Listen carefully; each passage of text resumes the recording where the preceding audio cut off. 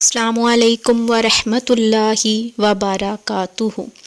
ہماری زندگی میں بہت سے ایسے لمحات آتے ہیں کہ جب ہم کسی کو نو کہنا چاہتے ہیں لیکن ہم کہہ نہیں سکتے،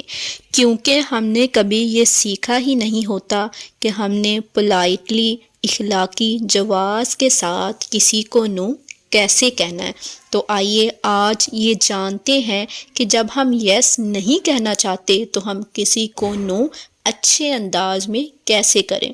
اس کے لیے ہمیں کچھ باتوں کا خیال رکھنا ضروری ہے۔ نمبر 1،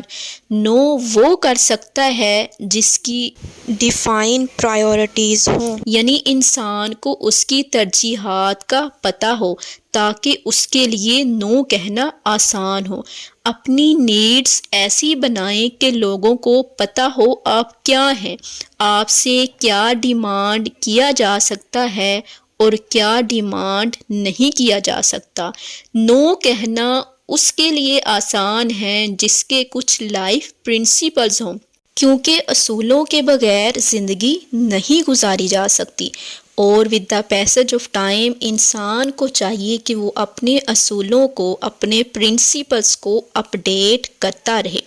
اب ہمیں یہ بھی پتہ ہونا چاہیے کہ ہمارے پرنسپلز کیا ہیں، ہم نے اپنے پرنسپلز کو کس بیس پہ بنانا ہے، کہ ہمیں یہ سوچنا چاہیے کہ ہم انسانوں کو نہیں بلکہ اپنے رب کو جواب دہ ہیں زندگی کے ہر معاملے میں۔ اللہ کہے گا کہ میں نے تجھے آنکھیں دی، کان دیے، عقل و شعور دی، دل دیا سمجھنے کے لیے، سوچنے کے لیے، پرکھنے کے لیے، پھر بھی تم نے غلط کیا۔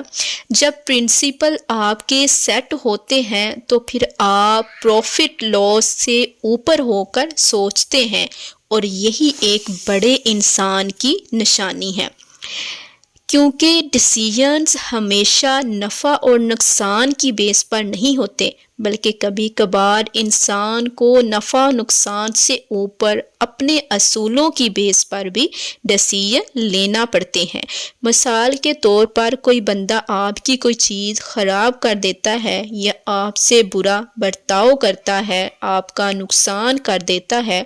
تو نفع و نقصان کا معیار تو یہ کہتا ہے کہ آپ اس سے اس چیز کا ہرجانہ لیں یا اس سے بھی ویسے ہی برا سلوک کریں جیسا کہ اس نے آپ سے کیا تھا۔ لیکن اگر آپ کے پرنسپلز سیٹ ہوں گے، آپ کے پرنسپلز میں یہ بات آپ کے شعور میں ہوگی کہ میں نے جو بھی کام کرنا ہے وہ اللہ تعالیٰ کی رضا کے لیے کرنا ہے، اور آپ کی پرنسپل میں فورگیونیس نامی کوئی اصول ہوگا، تو آپ بغیر نفع نقصان کے اسے اللہ کی رضا کے لیے معاف کر دیں گے۔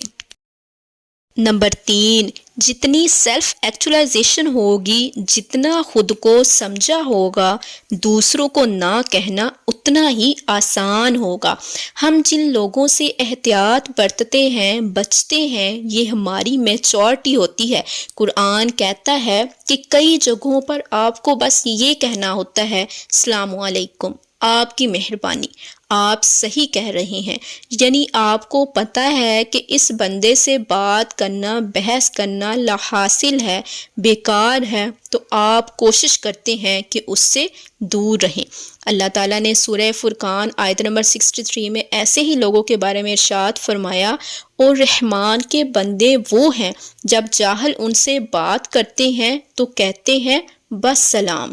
نمبر 4، جب کوئی بندہ ایسا کام کر رہا ہے جو آپ کے پرنسپلز کے اکارڈنگ نہیں ہے اور آپ سے بھی ایسی ڈیمانڈ رکھتا ہے، تو ایسے لوگوں کے بارے میں بھی ہمیں قرآن سکھا رہا ہے کہ کیا کرنا ہے۔ سورہ فرقان آیت نمبر 72 میں اللہ پاک ارشاد فرماتا ہے، رحمان کے بندے وہ ہیں جب کسی بیہودہ بات کے پاس سے گزرتے ہیں تو اپنی عزت سنبھالتے ہوئے گزر جاتے ہیں، یعنی جب پتہ چل جائے آپ کو کہ یہاں بات کرنے کا مطلب اپنی انرجی ضائع کرنا ہے، تو آپ کے لیے نو کہنا آسان ہو جاتا ہے۔